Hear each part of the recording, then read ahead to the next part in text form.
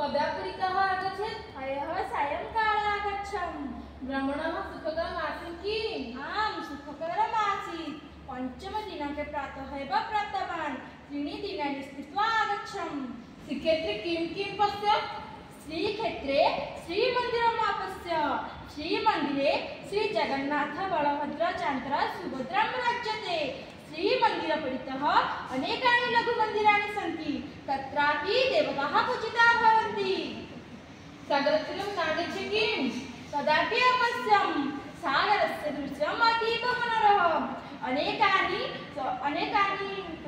अनेके यात्रिणश्च सागरस्नानम् अकुर्वन्। तत्रापि बेलभूमिः अतीव मनोहरः।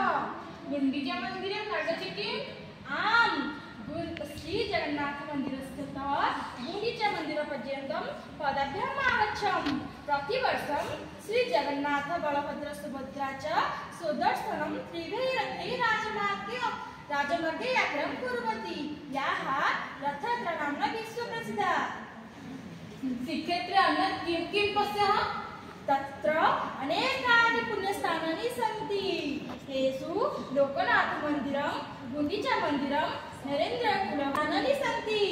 श्रीक्षेत्रे प्रमुखानि सन्ति। श्रीक्षेत्रे अनेकानि शिक्षानुष्ठानानि सन्ति।